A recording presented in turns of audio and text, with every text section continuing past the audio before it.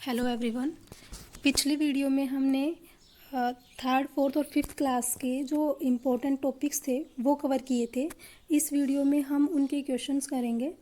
अगर वो वीडियो आपने नहीं देखी हो तो हम उसका लिंक, उन वीडियोज़ का लिंक आपको इस वीडियो के डिस्क्रिप्शन में मिल जाएगा, आप देख लेना। क्वेश्चंस करते हैं उनके। फर्स्ट क्वेश्चन देखिए क्या है। एक हाथी एक दिन में लगभग कितने किलोग्राम पत्ते और झाड़ियाँ खा लेता है। तो ये क्वेश्चन हमने किया था। एक हाथी एक दिन में कितने किलोग्राम पत्ते और झाड़ियाँ खा लेता है। 50 किलोग्राम से कम नहीं, 75 किलोग्राम से कम, 25 किलोग्राम, 100 किलोग्राम से ज़्यादा। हाँ, तो ये हमने किया था कि एक हाथी एक दिन में कितने किलोग्राम पत्ते और झाड़ियाँ खा लेता है। तो 100 किलोग्राम से भी ज़्यादा पत्ते और झाड़ियाँ खा लेता है। तो इसका ऑप्शन क्या हो जाएगा? डी। ठीक है, नेक्स्ट क्वेश्चन देखते हैं। नेक्स्ट क्वेश्चन इसका देखो, ये हमने उसका आंसर भी लिख रखा है डी, 100 किलोग्राम से ज़्यादा। तो हाथी के बारे में हमने क्या क्या पढ़ा था। एक हाथी दिन में 100 किलोग्राम से ज़्यादा पत्ते और झाड़ियाँ खा लेता है। हाथी दिन में केवल 2-4 घंटे ही सोता है, बहुत कम आराम करता है। एक झुंड में 10 से 12 हथनियाँ और बच्चे होते हैं। एक झुंड में कितने बच्चे और हथनियाँ होते हैं? 10 से 12।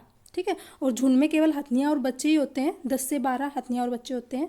और एक झुंड में, जो झुंड होता है हाथियों का, उसमें जो हाथी होते हैं वो 10 से 15 साल तक ही उस झुंड में रुकते हैं। उसके बाद उस झुंड को वो छोड़ देते हैं, फिर अकेले रहते हैं, है ना। ये हमने सारे किए थे। नेक्स्ट क्वेश्चन देखते हैं। नेक्स्ट क्वेश्चन है, वल्लम क्या है? वल्लम क्या है? हथियार, एक छोटी नाव, साइकिल और एक प्रकार का पकवान। तो कौन सा आएगा इसमें? वल्लम क्या है? एक छोटी नाव। तो इसका जो राइट ऑप्शन है वो क्या हो जाएगा? Option number B. ठीक है, नेक्स्ट क्वेश्चन करते हैं। नेक्स्ट है कलचिड़ी। कलचिड़ी, जिसको इंडियन रोमिन भी कहा जाता है, कहाँ घोंसला बनाती है? ये कलचिड़ी है, ये कहाँ घोंसला बनाती है? पत्थरों के बीच, कैक्टस के कांटों के बीच, आईने के पीछे और कहीं भी। तो हमने देखा था, हमने क्या किया था, जो कलचिड़ी है इंडियन रोबिन है वो कहाँ अपना घोंसला बनाती है? पत्थरों के बीच में, है ना। तो इसका ऑप्शन कौन सा हो जाएगा? ए। ठीक है, नेक्स्ट क्वेश्चन करते हैं। नेक्स्ट है, मधुबनी चित्रों को बनाने के लिए चित्रकारों द्वारा उपयोग किए जाने वाले रंग होते हैं। सोने चांदी को घोलकर बनाए गए पेंट, पिसे हुए चावल के रंगीन घोल, विशेष प्रकार से बने पोस्टर रंग, अति उत्तम गुणवत्ता के फाइबर पेंट। तो हमने क्या किया था, मधुबनी चित्रों को बनाने के लिए जो मधुबनी पेंटिंग्स हैं, उनमें जो पेंटिंग्स बनाई जाती हैं उसमें नेचुरल कलर का प्रयोग किया जाता है। तो क्या ऑप्शन इसका करेक्ट हो जाएगा? ऑप्शन नंबर 2, पिसे हुए चावल के रंगीन घोल। ठीक है, नेक्स्ट करते हैं। हाथियों के झुंड के बारे में सही कथन को चुनिए। अभी अभी हमने देखा था, तो इसमें से जो जो सही है वो ऑप्शन हमें चूज करने हैं। तो फर्स्ट है, हाथियों के झुंड में केवल हथनियाँ और 14-15 वर्ष के बच्चे ही रहते हैं। ठीक है। हाथियों के झुंड में किसी एक ही परिवार के सदस्य होते हैं, ये हमने नहीं पढ़ा, तो ये ऑप्शन गलत है। थर्ड है, झुंड की सबसे बुजुर्ग हथनी ही पूरे झुंड की नेता होती है। ये हमने किया था कि उस झुंड की नेता कौन होती है? जो उस झुंड में सबसे बुजुर्ग हथनी होती है वो उस झुंड की नेता होती है। ये भी ठीक है। एक झुंड में हथनियाँ और बच्चों की संख्या कितनी भी हो सकती है, तो ये गलत है। अभी अभी हमने देखा था कि एक झुंड में हथनियों और बच्चों की संख्या 10 से 12 होती है ना। तो कितनी भी नहीं हो सकती, 10 से 12। तो इसका ऑप्शन क्या हो जाएगा? एक तो फर्स्ट ऑप्शन ठीक है, ए, और एक थर्ड। तो इसका ऑप्शन क्या हो जाएगा? Option number 2, second. ठीक है, नेक्स्ट क्वेश्चन करते हैं। नेक्स्ट है, निम्नलिखित में से पेट्रोलियम से क्या प्राप्त नहीं होता? कोयला, डीजल, मोम, ग्रीस। ये हमने किया था। डीजल, मोम और ग्रीस, ये तीनों ही इससे प्राप्त होते हैं, पेट्रोलियम से। लेकिन प्राप्त क्या नहीं होता फिर? कोयला। तो इसका ऑप्शन नंबर 1 करेक्ट हो जाएगा। ठीक है, नेक्स्ट क्वेश्चन करते हैं। नेक्स्ट है, पशुओं की त्वचा पर विविध पैटर्न डिजाइन किसकी वजह से होते हैं? किसकी वजह से हमें दिखाई देते हैं? उनकी त्वचा पर बालों के कारण होते हैं, उस जलवायु के कारण होते हैं जिसमें वे रहते हैं, उनकी शरीर शक्ति को इंगित करते हैं, परावर्तित प्रकाश के कारण होते हैं। तो इसका ऑप्शन कौन सा ठीक हो जाएगा? पशुओं की त्वचा पर जो डिजाइन होता है वो किसकी वजह से होता है? उनकी त्वचा पर बालों के कारण होते हैं। तो इसका ऑप्शन नंबर 1 करेक्ट है। ठीक है, नेक्स्ट क्वेश्चन करते हैं। खेजड़ी वृक्ष के बारे में सही कथनों को चुनिए। तो खेजड़ी वृक्ष के बारे में देखें, यह वृक्ष मुख्यतः रेगिस्तानी क्षेत्रों में पाया जाता है। ठीक है। इसे अधिक जल की आवश्यकता नहीं होती, ये भी ठीक है। यह छायादार वृक्ष है जिसकी छाया में बच्चे खेलना पसंद करते हैं, ये भी ठीक है। ये सारी विशेषताएं हमने खेजड़ी वृक्ष के बारे में पढ़ी थी, है ना।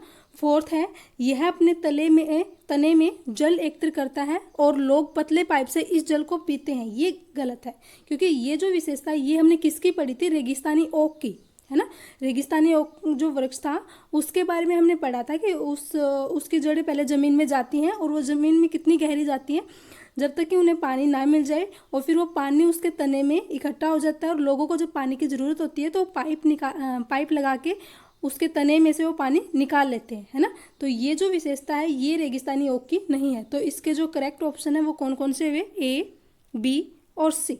ये देखते हैं हम कहाँ हैं ए, बी और सी। ऑप्शन नंबर सेकंड, तो ऑप्शन नंबर सेकंड इसका करेक्ट हो जाएगा। ठीक है, नेक्स्ट क्वेश्चन करते हैं। नेक्स्ट है, नीचे दिए गए शहरों में से किस एक में रेत के पहाड़ जिन्हें रेत के टीले कहा जाता है, कहाँ पाए जाते हैं ये? अफगानिस्तान, काबुल, अबू धाबी और बर्लिन। तो इसका ऑप्शन जो करेक्ट है वो कौन सा हो जाएगा? Abu Dhabi.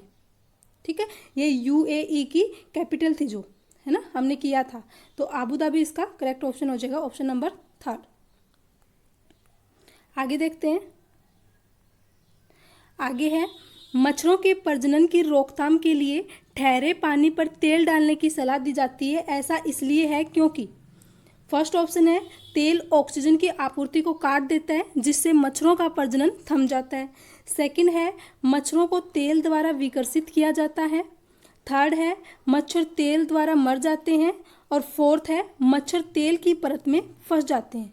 तो जो इसका राइट ऑप्शन है वो कौन सा हो जाएगा? तेल ऑक्सीजन की आपूर्ति को काट देता है जिससे मच्छरों का प्रजनन थम जाता है। तो इसका ऑप्शन नंबर 1 करेक्ट हो जाएगा। ठीक है,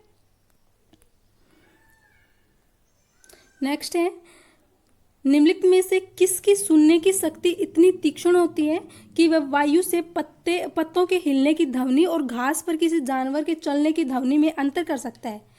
तो फर्स्ट ऑप्शन है बाघ, सेकंड है गिद्ध, थर्ड है रेशम का कीड़ा और फोर्थ है कुत्ता। तो क्या था, किसकी सबसे तीक्ष्ण ध्वनि होती है? बाघ की। तो इसका ऑप्शन नंबर 1 करेक्ट हो जाएगा।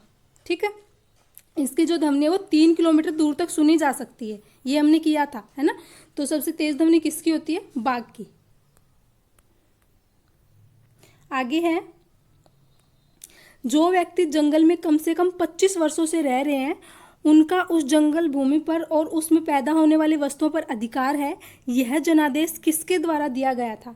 फर्स्ट है भूमि अधिग्रहण अधिनियम 1894, सेकंड है संविधान अनुसूचित जाति आदेश संशोधन विधेयक 2012, भारतीय जंगल अधिनियम 1927 और फोर्थ है जंगल अधिकार अधिनियम 2007। तो ये हमने किया था।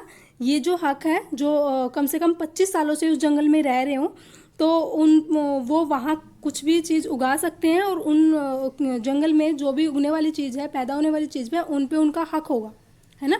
और उस जंगल का संरक्षण कौन करती है? वहाँ की ग्राम सभा करती है। ये हमने किया था। तो ये कौन सा कानून था? जंगल अधिकार अधिनियम था, है ना। और ये कब आया था? 2007 में। तो इसका ऑप्शन नंबर 4 करेक्ट हो जाएगा। ठीक है, नेक्स्ट है, रात में जागने वाले जानवर हर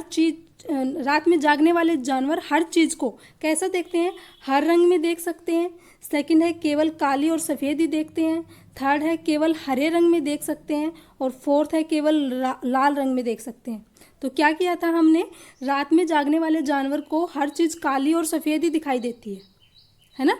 और जो दिन में जागते हैं जानवर उनको इनके अलावा और रंग भी दिखाई देते हैं। तो रात में जागने वाले जानवर को हर चीज़ केवल काली और सफ़ेद ही दिखाई देती है। तो इसका ऑप्शन नंबर 2 करेक्ट हो जाएगा। ठीक है, नेक्स्ट है,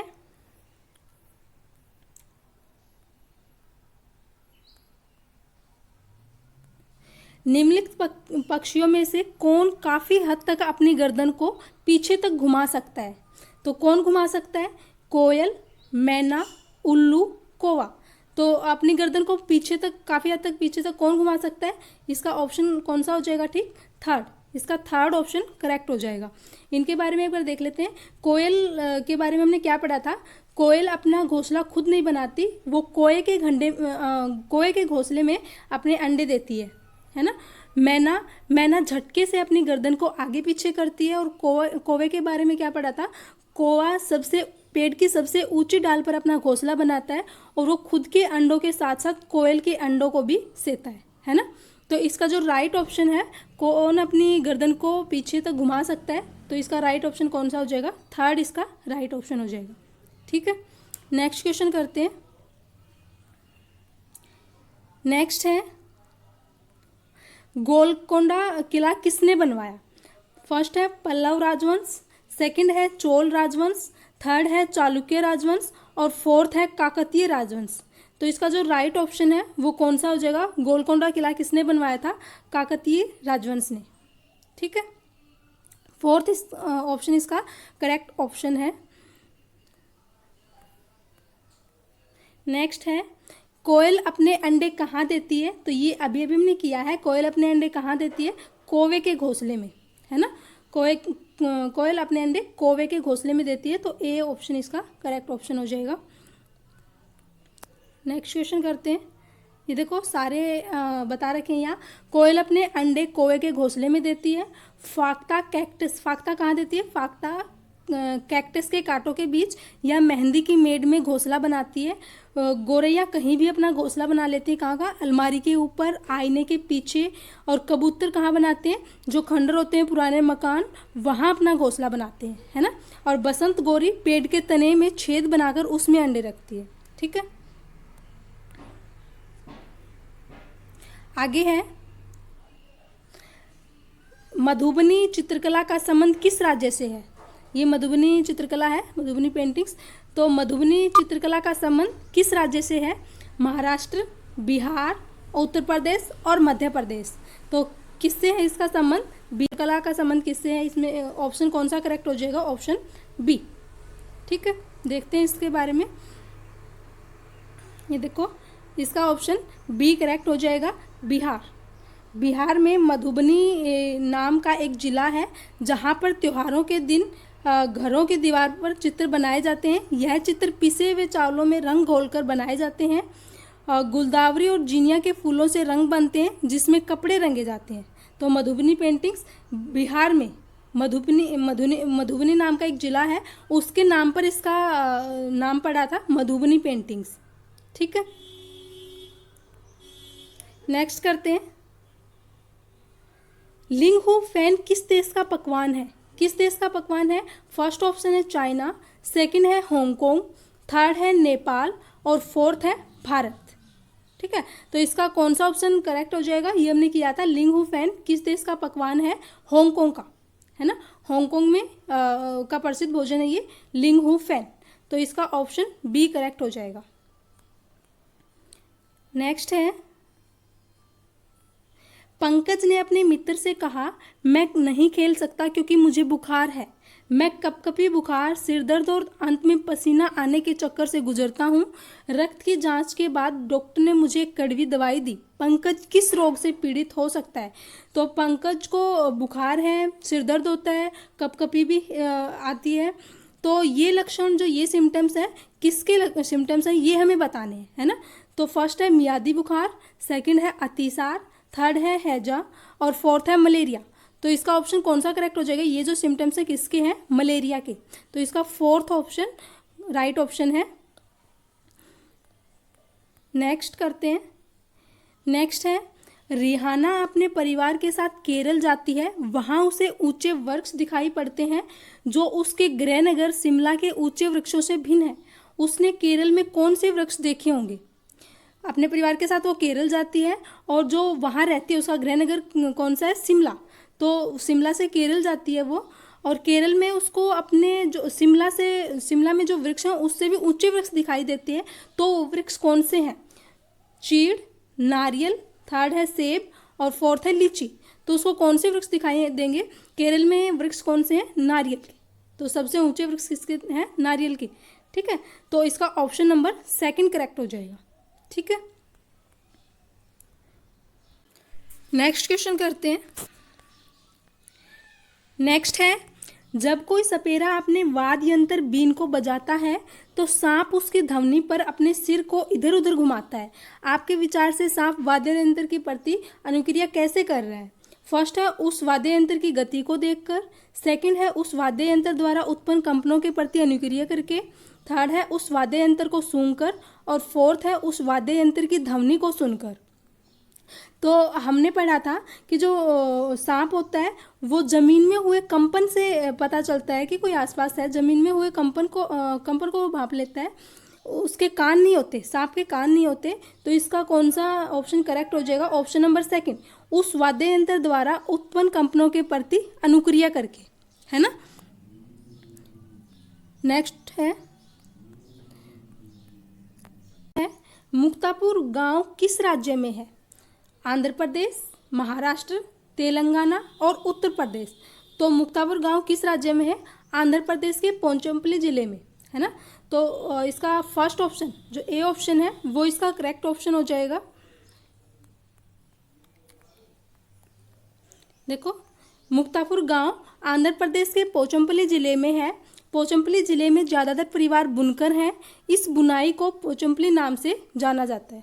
ठीक है, तो उसका राइट ऑप्शन क्या हो जाएगा? आंध्र प्रदेश। नेक्स्ट है, कौन अपनी नुकीली चोंच से पत्तों को सी लेती है और उसके बीच की बनी थैली को अंडे देने के लिए तैयार करती है? देखो, ये जो दिख रही है हमें, फर्स्ट ऑप्शन है दर्जन चिड़िया, सेकंड है कोयल, थर्ड है कबूतर और फोर्थ है कलचिड़ी, इंडियन रोबिन जिसे कहते हैं। तो कौन अपने नुकीली नोच से पत्तों को सी लेती है और उसमें बने स्पेस को, जहाँ वो थैली बनती है उसमें अपने अंडे देती है? तो इसका राइट ऑप्शन क्या हो जाएगा? दर्जन चिड़िया। ये जो हम फोटो में देख रहे हैं ये दर्जन चिड़िया है।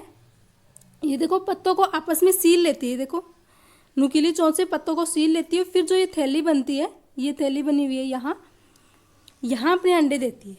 ठीक है, कोयल कौवे के घोंसले में अपने अंडे देती है। कबूतर जो है वो पुराने खंडरों में, जो पुराने मकान होते हैं वहाँ अपना घोंसला बनाते हैं। और कलचिड़ी जो इंडियन रोबिन है वो पत्थरों के बीच में अपना घोंसला बनाती है ना। पत्थरों के बीच में अंडे देती है, सॉरी, पत्थरों के बीच में अंडे देती है कलचिड़ी, इंडियन रोबिन। ठीक है, ये देखो, दर्जन चिड़िया अपनी नुकीली चोंच से पत्तों को सी लेती है और उसके बीच की बनी थैली को अंडे देने के लिए तैयार करती है। ठीक,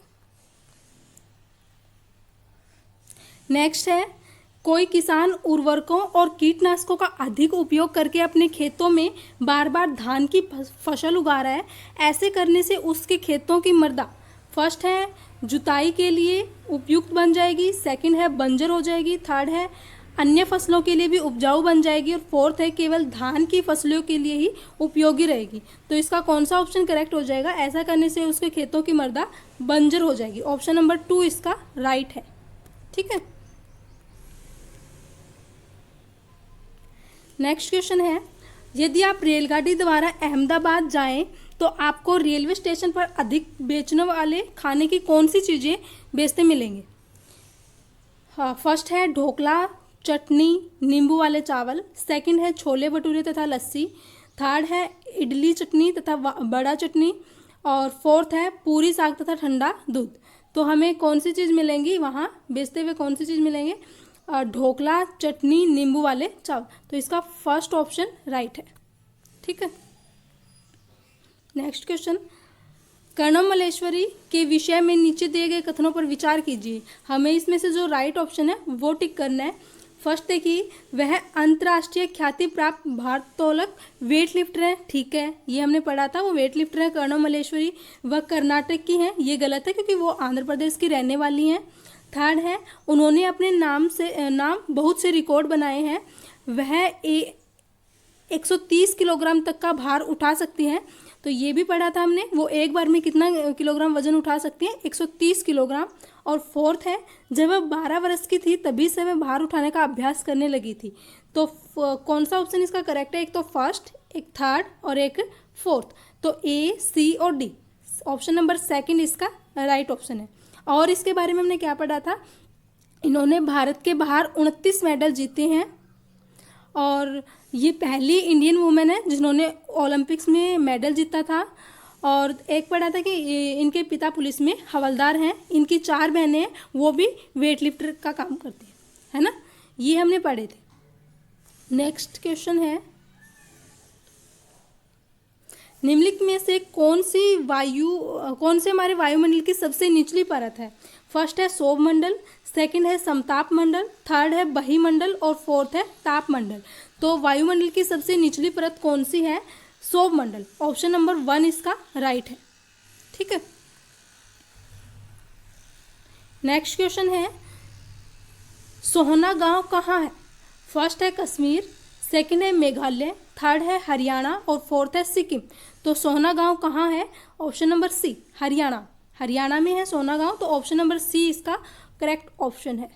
ठीक है। नेक्स्ट क्वेश्चन है, ब्रेल लिपि की खोज किसने की थी?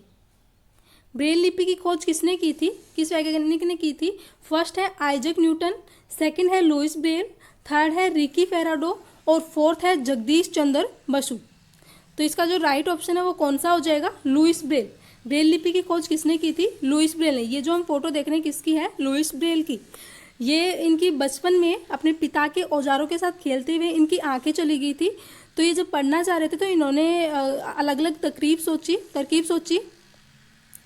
तो तब इन्होंने एक स्क्रिप्ट बनाई। उसमें क्या था, एक मोटे पेज पर 6 बिंदुओं को, नुकीले औजार से 6 बिंदुओं को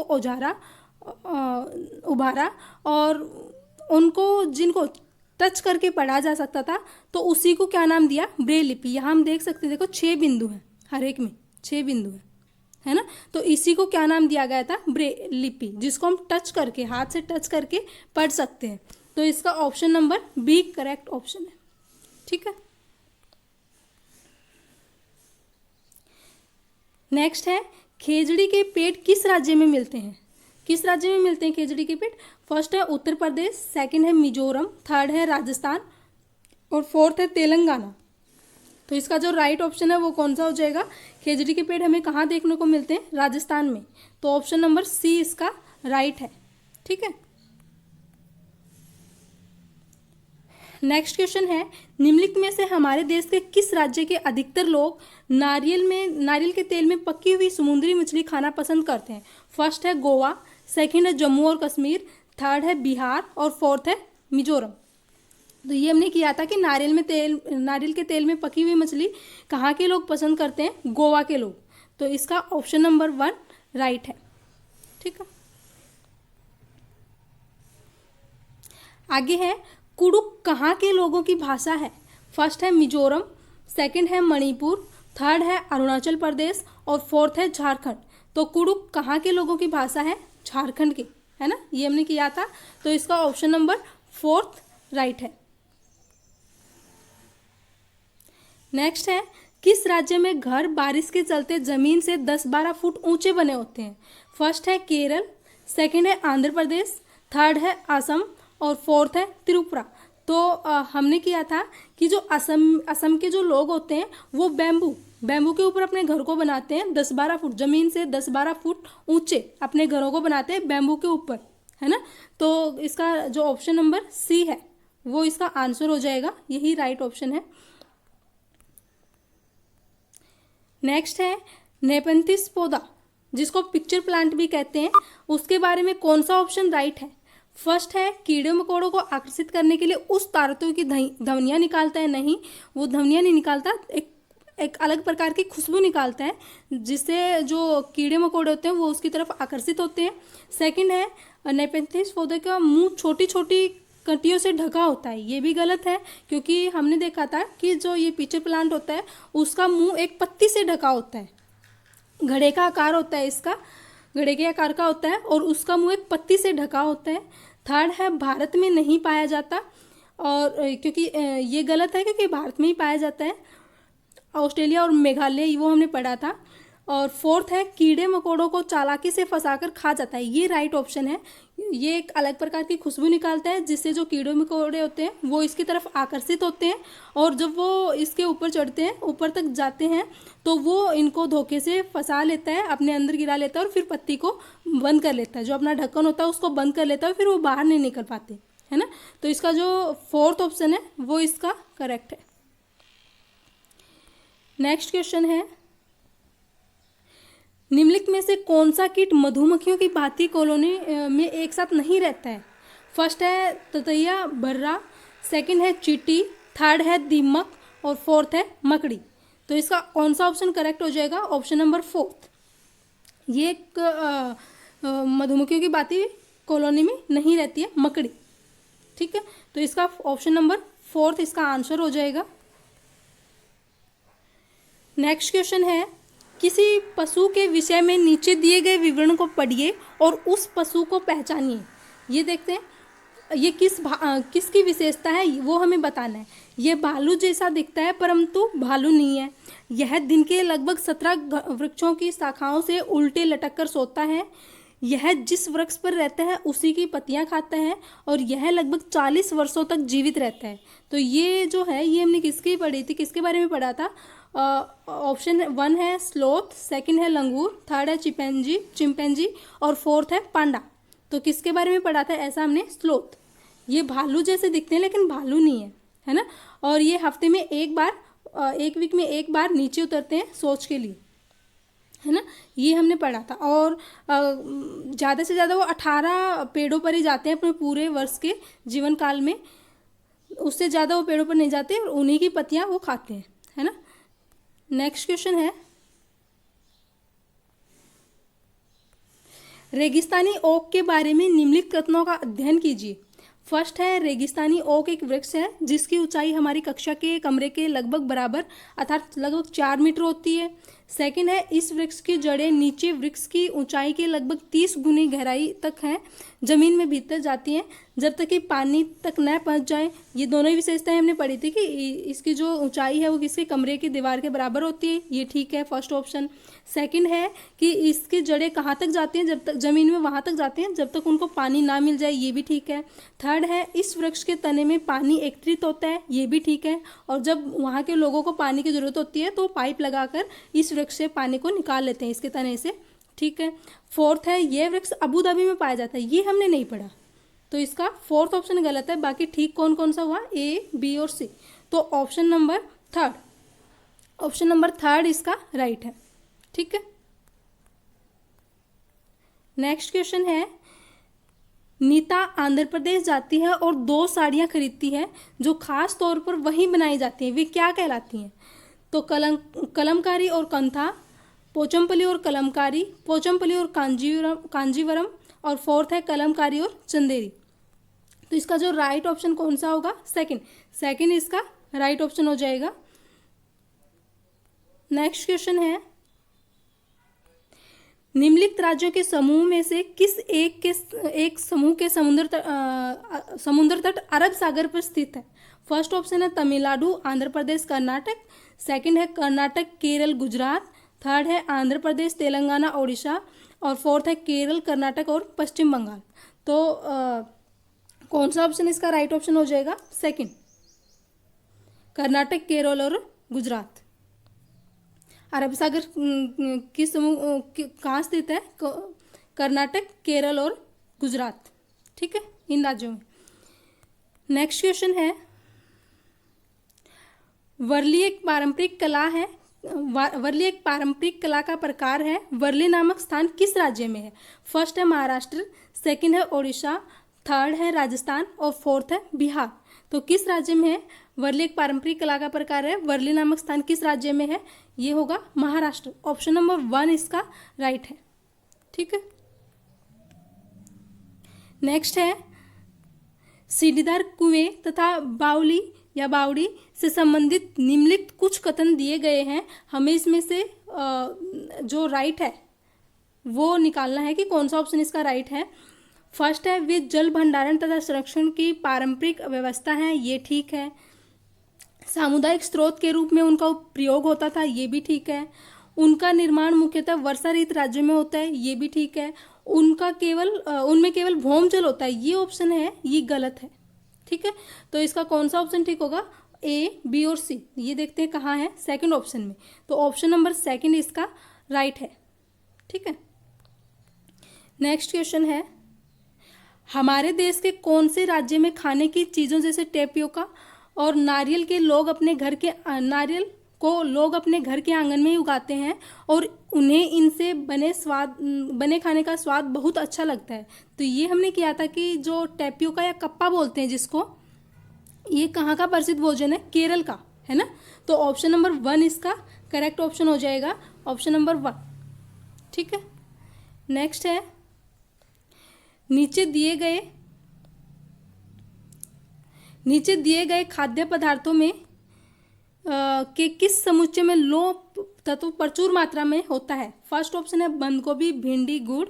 सेकंड है आंवला, पालक और गुड़। थर्ड है आंवला, पालक, आलू। और फोर्थ है आंवला, आलू और टमाटर। तो जो प्रचुर मात्रा में लौह पाया जाता है, आयरन, तो वो किस में पाया जाता है? आंवला, पालक और गुड़। ये हमने किया था, है ना। तो ऑप्शन नंबर सेकंड इसका राइट है।